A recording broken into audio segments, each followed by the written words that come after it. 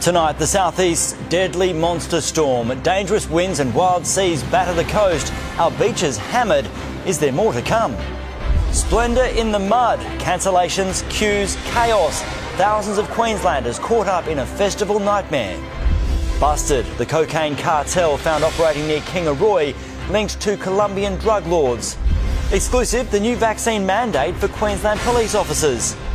10 years to Brisbane 2032. So, what will the River City look like for the Olympics? Exclusive, we expose the scammers targeting desperate Queenslanders, how they're ripping off house hunters. And a Gold Coast man's remarkable encounter with a pod of killer whales.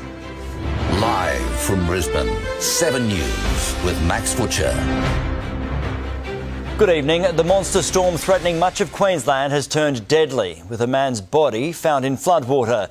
There have been rescues right across the southeast, while hundreds of passengers are stranded on a cursed cruise ship off the Sunshine Coast. Rocking and rolling. Rattled passengers riding a rough wave. 2,000 are stuck on board the Coral Princess. The port of Brisbane locked down by the weather. The cruise ship is circling 40 kilometres offshore. The severe weather system stretching from beyond the border all the way north to central Queensland, delivering dangerous winds and giant seas along the coast. Inland areas have also been battered. In the South Burnett, there's a bit of push on that. Bursts of heavy rain caused flash flooding at Nanango. Water rising, 11 people, including holidaymaker Cheryl Hall from New Zealand, had to flee the local caravan park. We woke up in the middle of the night. It was getting higher and higher. And then at 5 o'clock this morning, we paddled out. A driver's body was found in floodwater nearby at Sandy Creek, where overnight falls exceeded 100 millimetres. We're working to formally identify who this person is. We currently have officers from the dive squad who are en route to Nanango to assist with our inquiries. On the Sunshine Coast, there were more road closures. Caravanners who parked on a riverbank at Yandina last night woke on an island. In Brisbane, there wasn't as much rain, but a minor flood warning is in place for the Upper Brisbane River as well as areas surrounding the Burnett, Mary and Stanley rivers. Releases from Wivenhoe and Somerset dams are underway. Beaches up and down the coast are closed. Emergency services personnel aren't mincing their words of warning for anyone taking on these elements. If they get themselves into trouble in this, we'd be very reluctant to go and get them, even if we could get out, because we'd just end up endangering our own boats and our own crews. So if you go out in this lot, then it's up to you, basically. Wind gusts hit 76 kilometres an hour on the Gold Coast, 74 at Redcliffe. The Sunshine Coast recorded gusts up to 70 kilometres an hour. There were 106 kilometre an hour winds on Moreton Island. The highest, though, 132 k's an hour at Frederick Reef, northeast of Gladstone. Angry seas whipped up even at the normally sheltered Noosa. Conditions treacherous for even the most experienced surfers. Big rip. You get swept down there. You don't want to hit those rocks down the bottom. Mother Nature proving to Queenslanders once again, she holds the power. And the Coast Guard here at Caloundra are keeping a close eye on the Coral Princess. It's one of a number of ships offshore that are being battered by these strong conditions. This is, of course, the same ship that just less than 2 weeks ago was dealing with a major COVID outbreak. Now, the ship, though, it was supposed to dock this morning. That won't be happening until at least tomorrow, depending on all this weather. And as for those 2,000 passengers on board, Princess Cruises says they are keeping guests regularly updated and as comfortable as possible. All right, thank you, Sally. And Caitlin Stedman, there are fears of serious erosion on the Gold Coast. Well, here at Main Beach on the shoreline, cliffs in the sand reach 3 metres high. While some of this damage was caused prior to this weather event, surging seas today and through the night could further erode the area and beyond. How bad it will get will depend on how long these waves batter our coastline. The moment we had been warned was coming. This afternoon's high tide saw waves slam into the dunes at Main Beach, carving away sand, exposing dangerous debris underneath. When the seas roar, the Seaway Wall draws a crowd, but not today. The Gold Coast tourist hotspot deserted as wild winds unleash. Gusts so strong, sand is sent flying over the walkway. In the Broadwater, one vessel has sunk, while others at Labrador have dragged anchor, ending up on the shoreline. No photo. The wind and the wave action has been significant over the last 24 to 48 hours. The glitter strip, a wind tunnel, leaving one roof destroyed and a window busted on an apartment floor. Being 50 kilos trying to get around surface, it is a bit windy out today. Most suburbs had more than 40 millimetres of rain. Springbrook had 120. The city's beaches were closed again and will remain shut tomorrow. What do you make of this weather? It's incredible. There's people surfing down there. Most heeded warnings to stay out of the water and off the rocks, but not all. Snapper Rocks is one of the most exposed areas to winds from this system on the Gold Coast. Gusts here now reaching 70 kilometres an hour. Further north at Cape Morton, exceeding 100. Only a handful took on the swells. Peaks recorded off the Gold Coast today topping 7 metres. Pretty hard work. Yeah, hell current, but it's good fun. On the Gold Coast, Caitlin Steadman, 7 News.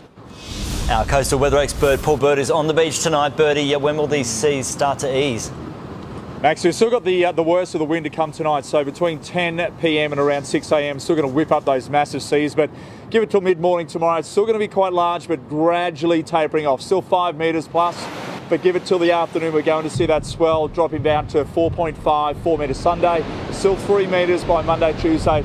2.5 metres, and it's going to stretch out at around 10-second intervals. So that'll bring the surfers out with southwesterly winds forecast for those couple of days as well. But at the moment, beaches will remain closed until it starts to settle down. And again, that won't start to really happen until Sunday at this stage. All right, thank you, Bertie. The wet weather is causing chaos at one of Australia's biggest music festivals. Opening day headline acts at Splendour in the Grass cancelled after 16,000 campers waited hours to get inside.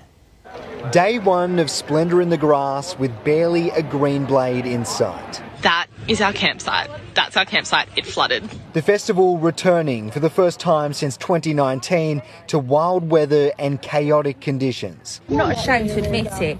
It's hell in there. It's horror. You have to be a certain type of person to survive. Tents were flooded. We had to move everything out, and then that's our gazebo that flew away in the wind. We set up camp.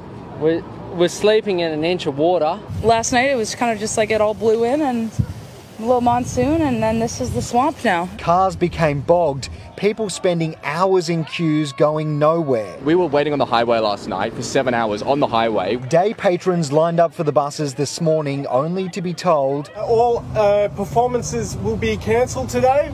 It's not official. By afternoon, it was official. The main stage, the main casualty. I came here for the gorillas, and the gorillas ain't here. This is definitely the worst weather that we've experienced at Splendour in its 20-year history. It's disappointing. I get it. It's COVID weather, you can't really control it. With more rain predicted to lash this region over the next 24 hours, organisers are hopeful tomorrow and Sunday can go ahead as planned. Yeah, we're here, just going to make the most of it. We still love Splendour. Thanks for your patience, really appreciate it. Much of the young crowd has patience in spades. They'll need one to dig themselves out of the mud. Many punters have left the site today frustrated at today's events, although many ticket holders will be able to get a partial refund for the cancellation. Splendour says this will be a financial hit that will run into the millions, but it's confident it won't affect the festival's future in the years going forward. Let's hope they get to enjoy some music. Thanks for that, Garth. Now to Tony Auden. Tony, that rain is finally starting to clear.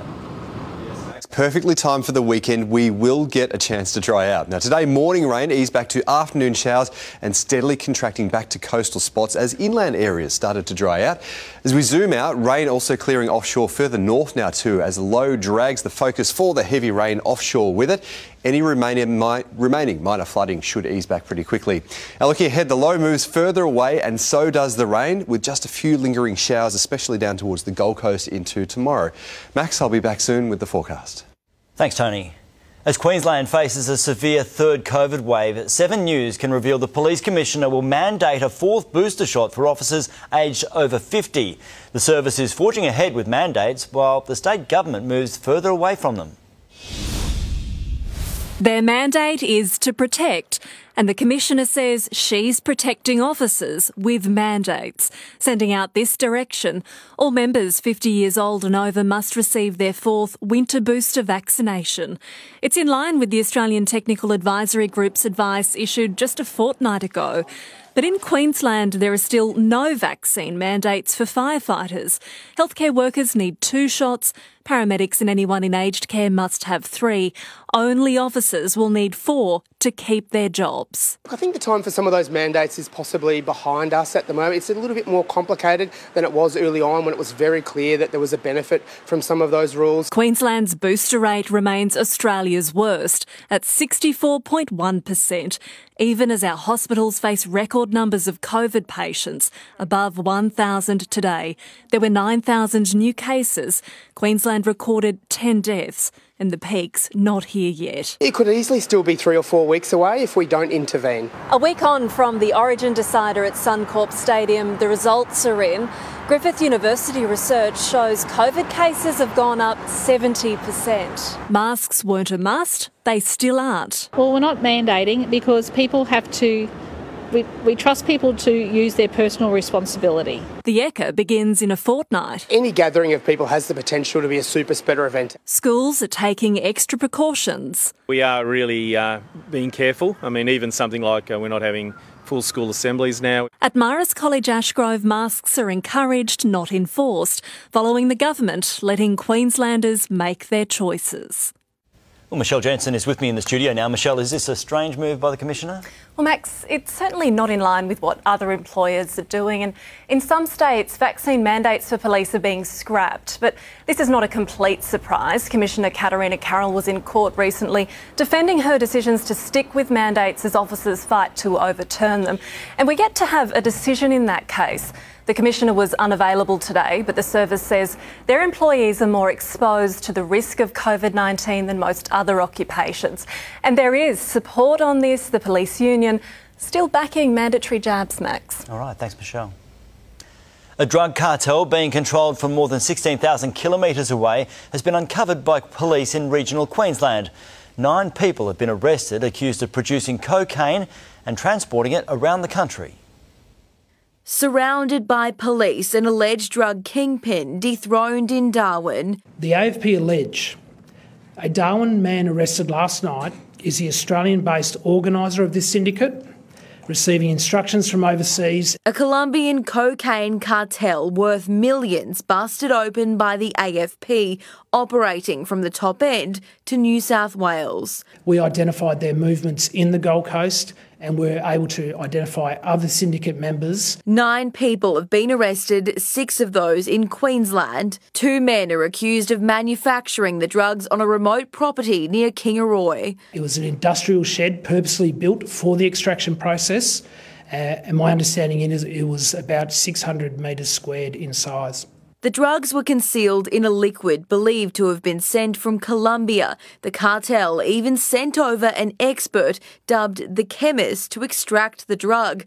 11 kilograms was intercepted last night on its way to Sydney. The alleged courier was arrested last night just north of Newcastle. 10 search warrants across the country uncovering cash and valuables. The cash was allegedly uncovered here on Bank Street in West End, more than $1.5 million in a 32-year-old woman's apartment.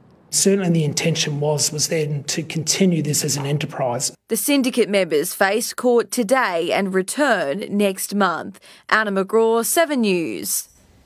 The countdown has officially begun. Tomorrow marks 10 years until Brisbane hosts the 2032 Olympic Games. Athletes and officials are already preparing for the biggest global sporting event. There is a lot to do. A year on from this memorable moment, I award it to Brisbane, Australia. The next milestone will look something like this. On July 23, 2032, the opening ceremony will begin. Brisbane hosting the world. Hands up, everyone who wishes it was this weekend, not 10 years away. The Premier sharing her excitement at a function with local leaders and industry groups who'll help deliver the Games. There'll be 6 new venues, 8 upgraded venues, 23 existing or temporary venues. Roughly 80 to 85% of the venues already exist, and a lot of planning is well underway. With different sports spread across the state, Brisbane is the first host city to be able to celebrate a 10 years to go milestone. We're on target with our schedule, and we are about 4 years ahead in comparison to other games. But the Olympics board has only 3 members. A CEO is yet to be appointed. For now, they're looking at other games for inspiration: London, Paris, LA and Sydney. That was some time ago.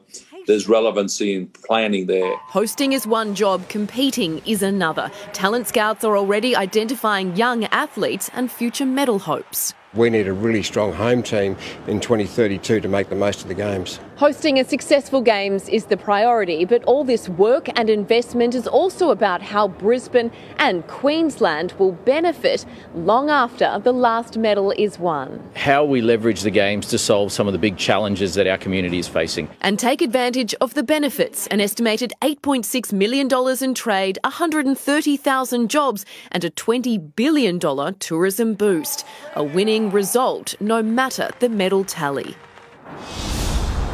Carrying on with that legacy idea, Brisbane City Council has received 600 concepts of how to transform the city for the Games.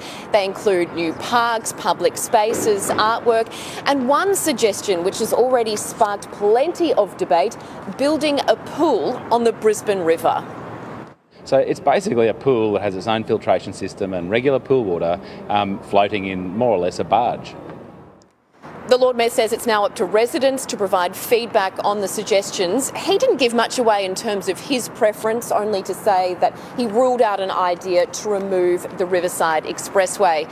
One thing we have no say over is the weather. Let's hope a decade on it's much better than it was today. Let's hope so. Thanks for that, Laura. Well, it's a growing threat that could cost us all at the checkout. Next, the airport security crackdown to keep foot and mouth out. A police basher sentenced while the penalty has officers outraged. She's the daughter of a president, now US ambassador to Australia. So, what had Caroline Kennedy riled up on her first day down under? And a Gold Coast boatie's remarkable encounter with killer whales, making Friday feel good.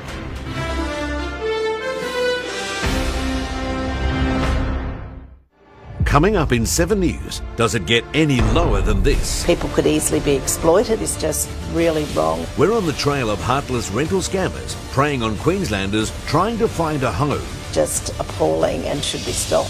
What to watch out for on 7 News, Queensland's news.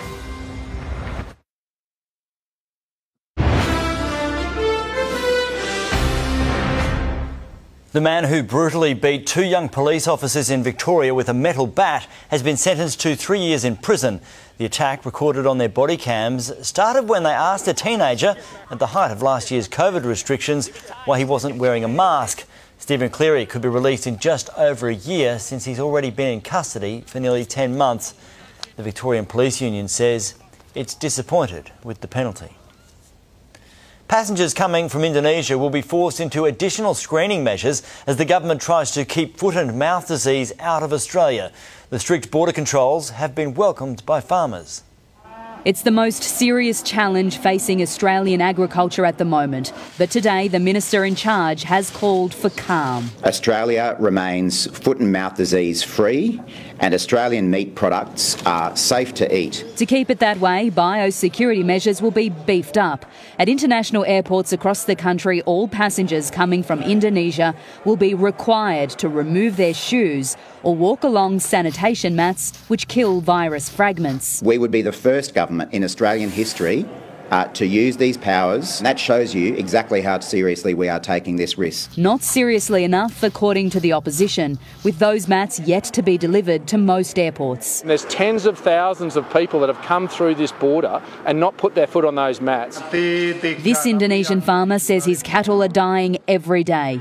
Australian farmers are terrified. Every animal on my property will be euthanised, killed, slaughtered. We'll lose generations of breeding. And not just livestock. Our meat, our wool, our cheese, our dairy products, they would all be halted immediately. Advising the federal government on all things animal health, the Chief Veterinary Officer tells 7 News there's no need to shut the border. Instead, we should do everything that we can to support Indonesia in its response to the outbreak. With virus fragments already detected in items brought in from overseas, the Nationals now want the federal government to temporarily ban the importation of food products from countries with foot and mouth disease. We think this would be a wise move, quickly implemented. Hoping to ease the pressure of an industry already at stake. Jennifer Beshwati, 7 News. Joe Biden has COVID and is now in isolation. Despite being at the risky age of 79, the US president says he's okay, posting this from the White House. Symptoms are mild, and I really appreciate your inquiries and your concerns. But I'm doing well, I'm getting a lot of work done, I'm going to continue to get it done. Mr Biden's been double vaccinated, double boosted, and is taking antiviral medication. Britain's Foreign Intelligence Service, MI6, says Russia is about to run out of steam in Ukraine. They say Russia's recent gains are tiny and Moscow will find it increasingly difficult to find manpower and material. At the same time, Turkey says Russia is about to sign a deal with Ukraine, allowing for the resumption of grain exports through the Black Sea. The current blockade is one of the main causes of the global food crisis. He sent his stepdaughter to murder her own mother. Then she helped put him behind bars. Now one of Queensland's sickest killers wants freedom. The BBC's apology and a payout over its infamous Princess Diana interview. Thought it was over? Think again. The unexpected twist in the Johnny Depp-Amber Heard saga. And we confront heartless rental scammers conning desperate Queenslanders.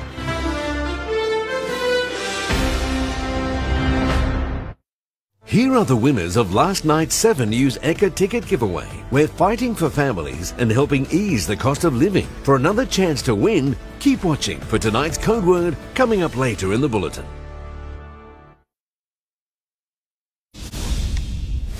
Queensland teachers could soon become the highest paid in the country after union leaders accepted a new wages deal. They'll receive a pay rise of 4% plus a 3% cost of living bonus to offset rising inflation. That smashes the 2% annual pay rise accepted by Victorian teachers. Queensland teachers have until July 29 to vote on the offer. Rodney Cherry convinced his stepdaughter to kill her own mother.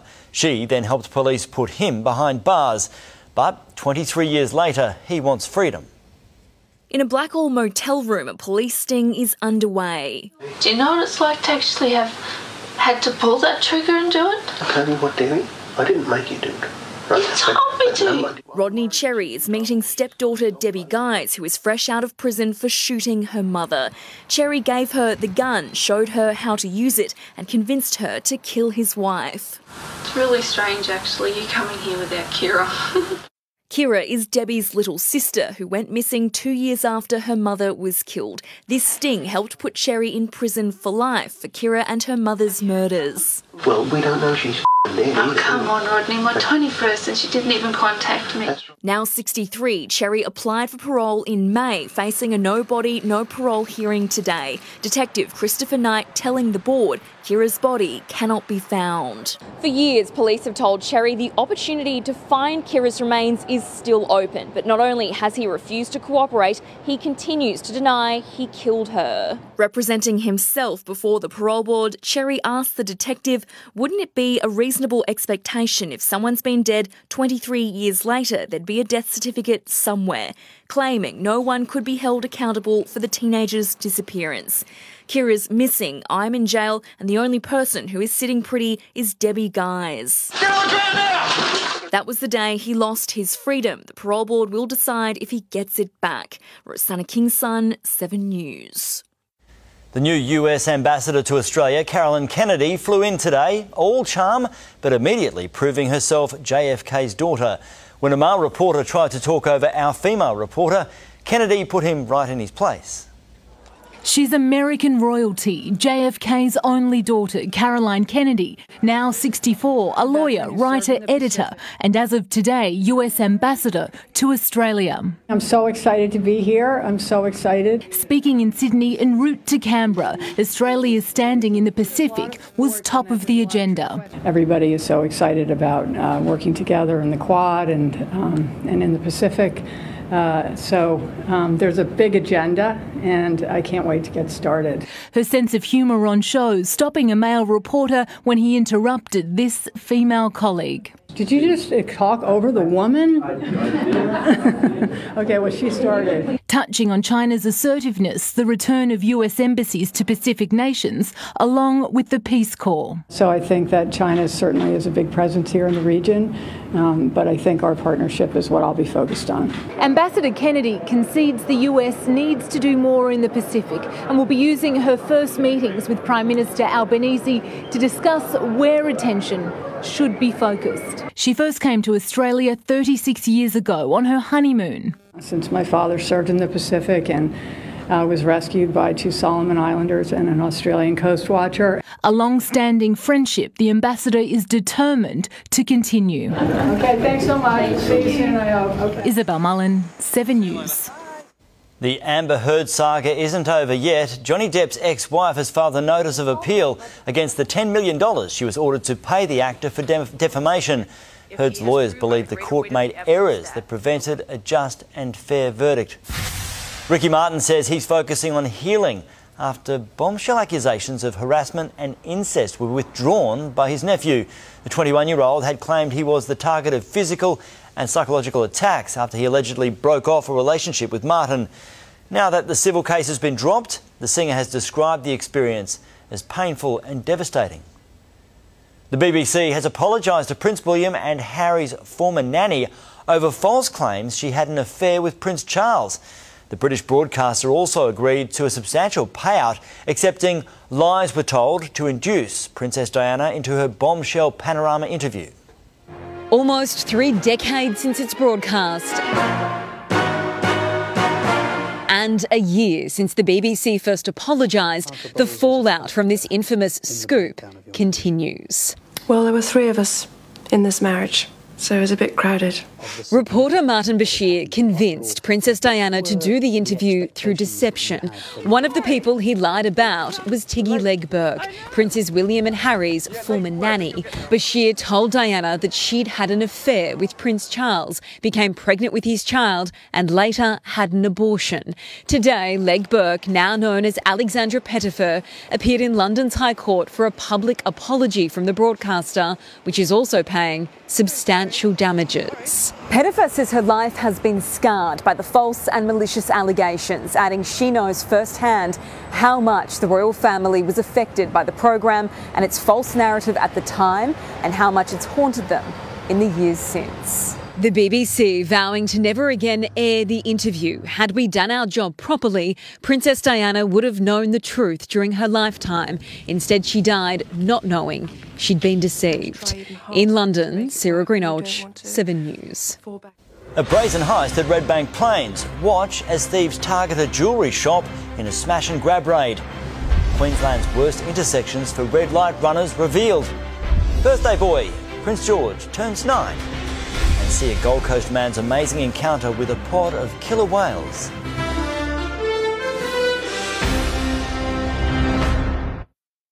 On Weekender, winter in the Whitsundays. So good, amazing.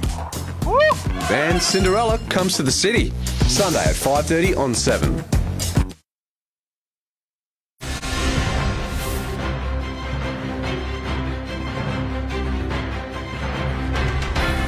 Checking finance now, and the Australian share market closed today's session slightly lower but finished the week higher. The ASX 200 down 2.8 points.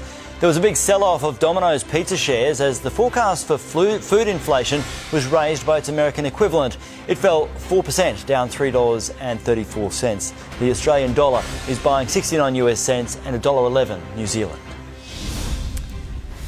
They made hard work of it but escaped with almost $5,000 in jewellery. Smashing their way into Redbank Plaza was the easy part. The Prouds' jeweller proved far more challenging, the pair repeatedly hammering for more than a minute before they were finally able to peel back the shattered glass panel and help themselves to watchers inside. A third thief ran in from the getaway car. 2 months later, investigators have released the security pictures in the hope someone can help them solve the case. The Mayor of the Gold Coast plans on fighting a misconduct ruling. Tom Tate was found guilty by a review tribunal for trying to stop an investigation into a staff member in 2015. He's been ordered to make a public admission on his mayoral Facebook page and pay more than $3,000 in fines. In a statement, Councillor Tate confirmed he will be appealing. A shocking number of Queensland drivers were busted running red lights on our roads last year. Kendall Gilding has a look at the worst intersections. Max, new data from the RACQ shows more than 30,000 fines were handed out across the state in 2021. That works out to one driver being caught every 17 minutes, and the southeast makes up for more than 1/3 of the dangerous acts. An intersection on the Gold Coast is Queensland's worst for red light runners. On the Gold Coast Highway at Broadbeach, where it crosses with Margaret Avenue, 1,636 fines were recorded. It's followed closely by Ipswich Road and Cornwall Street in Woolloongabba. Ipswich Road also claiming the third spot in Annerley at Venner Road. Of the top 15 locations on the list, 6 are on Brisbane's south side, 4 on the north, 3 are on the Gold Coast and 2 in regional Queensland. Running a red light is not only extremely dangerous, but it will also now cost you a lot more.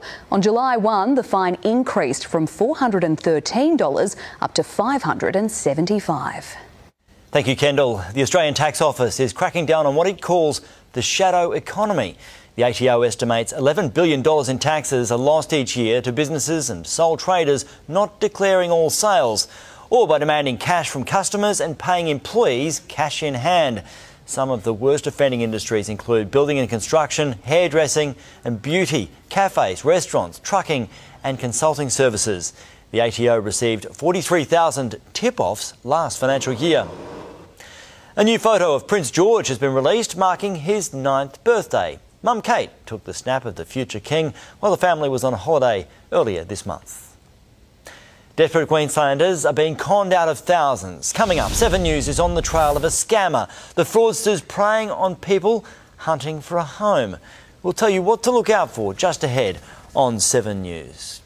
Sport now, suddenly the Broncos are the hunted, Katie. Yeah, it's a nice turn of events, Max. Hello, everyone. They are headed for finals action. Plus, it was a 6-try stampede against one of their recent bogey teams. And high drama for a couple of Aussies in Oregon. Was there a happy ending?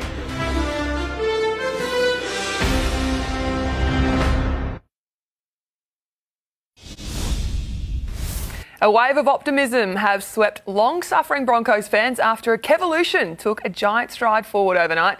The 6-try rampage against a dangerous Parramatta almost surely clinched September action and shoved Brisbane into 4th on the ladder. A week on the road, a bonding exercise that yielded 4 premiership points, a grip on 4th and a near certain final spot. It was a massive challenge for us, especially down there. We haven't got a good record down there, so no, it was really good. Everyone's happy with the win. It all gelled in a frenetic 3-try, 12-minute explosion against the Eels at the scene of their 58-0 finals humiliation in 2019. Only needs a bounce and he gets one. A few little things went our way, but again, the good teams, they make you pay, and we did that tonight. Flegler, Carrigan, Haas, all with time in Origin camps, came with swagger and menace. Here's Haas, goes straight through them. He'd run for 100+ metres before half-time. We had to actually get a hook to drag him off because he didn't want to come off. But again, this was about Reynolds applying the icing. A crucial strip, 2 superbly crafted kicks for tries. It was another masterclass. It is clinical. They are ruthless. The skipper even bagged his 6th Broncos try. His season's best was 7 in 2014. Towed forward by Reynolds. He'll pounce. Yeah, I was saying to the boys, I don't usually score tries, so... well, can you keep scoring them? Yeah, I'm enjoying it, I'm loving it. Despite boisterous celebrations, Kevy's keeping a lid on it. We're coming from a long way back, so we'd be fools to get too far in front of where we actually are. Pat Welch, 7 News. And Brisbane's 12th win ensured a real buzz at today's celebration of the club's first premiership 30 years ago. Yeah, no, we can be anything, and It's a really good vibe. I think they're starting to smell it. One notable absentee, their estranged 1992 coach Wayne Bennett. He was in sales pitch mode, insisting he's got plenty of cash left to complete his Dolphins roster. It's the unknown for the players. It's a bit of an issue. The players that I've been most keen on is ones that are asking who they're going to play with. Bennett has signed 19 of the 30 players he needs. Goals at the Gabba have been reset, but their primary one remains the same: win. It comes on the eve of the most anticipated Q clash in history as Brisbane's coach took a swipe at those questioning his premiership credentials. The reason? They might be one win out of top spot, but it's 9 weeks since the Lions last tasted back-to-back victories. I don't really care what they say, to be honest. I don't care.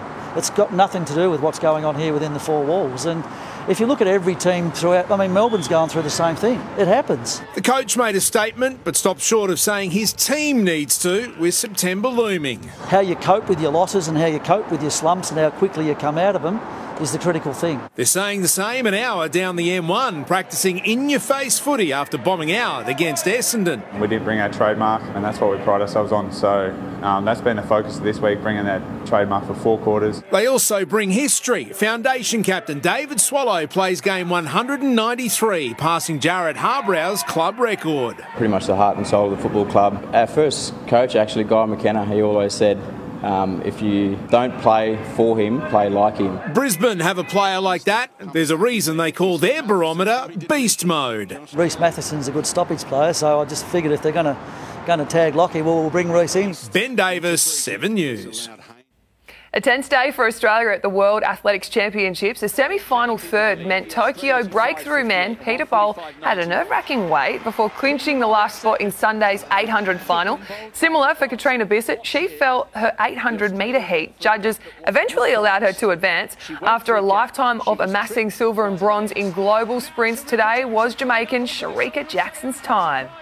At last, it's Jackson's turn to be the queen of sprinting. 21:45, the second fastest 200 in history, while American showman Noah Lyles unleashed the third fastest men's 200 all time. Ariane Titmus has put global swimming on notice before next week's Commonwealth Games. Despite a COVID setback after smashing world 400-metre record in May, the Terminator's been thriving at Australia's European summer training camp. I think I've got some really good work in. I've made some shifts and I'm feeling really good for Com Games. I think I've improved in some areas since trials. I'm looking forward to see how fast I can go. The Birmingham Games start in a week, live and free here on 7.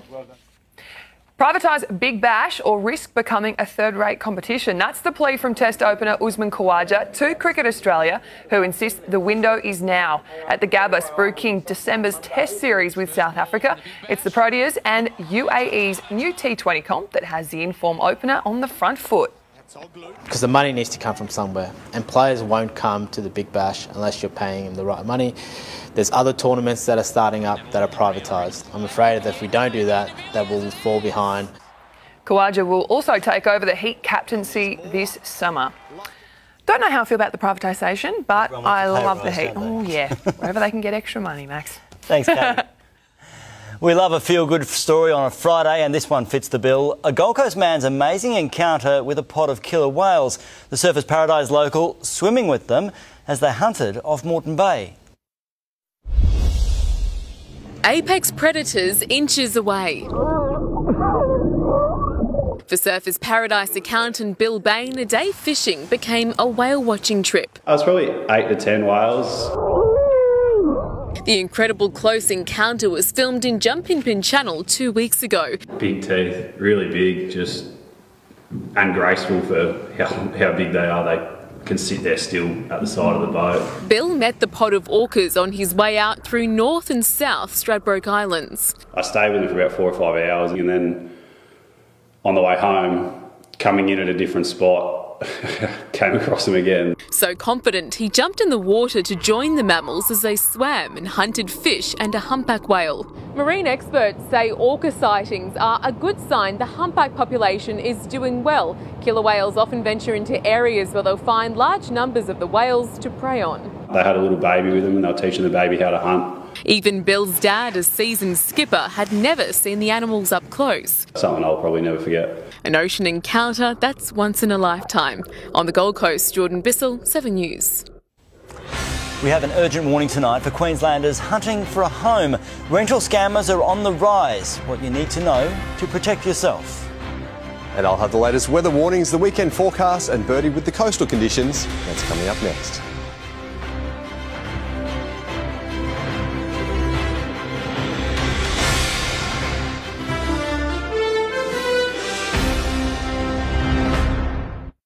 Seven News is giving you the chance to win a family pass to the Ekka. Tonight's code word is ice cream. Enter at 7news.com.au/Ekka for your chance to win.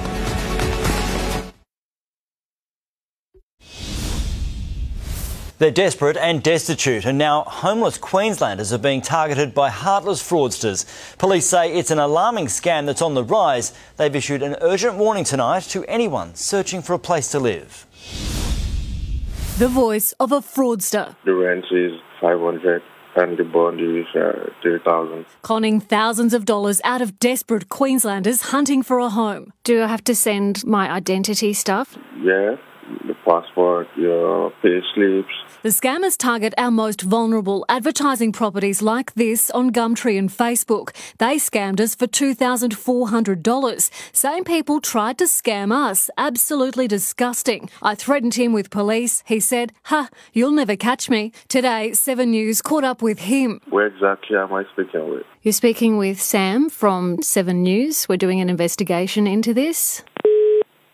Police say online rental scams are on the rise. Some may be vacant, some may be pulled off realestate.com, but we've got examples where people are actually literally still living in those houses. They're urging anyone searching for properties to be alert. Always inspect the property before sending money. Be wary if the owner makes excuses why you can't view the property in person.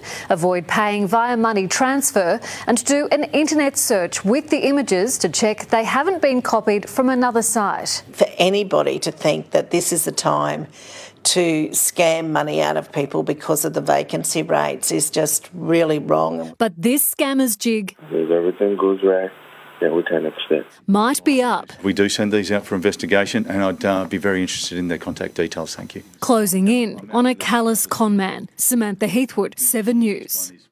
Weather now. Tony, what can we expect for the weekend? Well, Max, some good news. The worst of the rain is now behind us, but coastal conditions are going to stay pretty rough for a few days yet. Today, still gloomy over Brisbane, even as that rain eased. We had morning rain, back to showers this afternoon, and it's all contracting to coastal areas this evening. It was a cool one under that cloud, tops of 17 for Brisbane and Redcliffe. Zooming out, we have this developing east coast low sitting about 300 k's off the coast. It's helping drive strong winds onto our beaches. Peak gusts of 106 k's an hour at Cape Morton and 100 k's an hour at Double Island Point today. Now into tomorrow, that low starts to move away and out into the Tasman Sea. It drags the heaviest rain with it and winds ease back a little bit, but still fairly gusty on the beaches. The next concern, more large swells right across southeast Queensland and into northern New South Wales. Around the capitals tomorrow, pack the brolly if you're headed to Perth, Adelaide, Melbourne or Sydney. A few showers around those locations. Back to northern Queensland, mostly sunny skies on the way. 26 in Cairns, 24 for Townsville and Mackay, 22 degrees. Over southern districts, some patchy cloud and maybe the odd very brief shower from Harvey Bay further south. A severe weather warning remains current for damaging wind gusts from Fraser-Gurry south. They should ease through the morning tomorrow. Across the southeast, drying up, save for a lingering shower on the Gold Coast here. Watch for gusty winds and that dangerous surf on the beaches. A cool night and warmer day with the odd sunny break. 12 up to 21 in Springwood and a top of 20 degrees at Ferny Grove.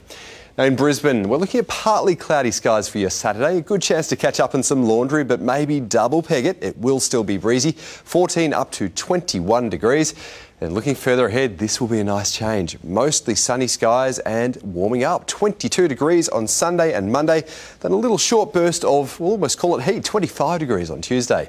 In Ipswich, tops also peaking around 25 on Tuesday, but with clearer skies, the nights drop back into single figures from Sunday onwards.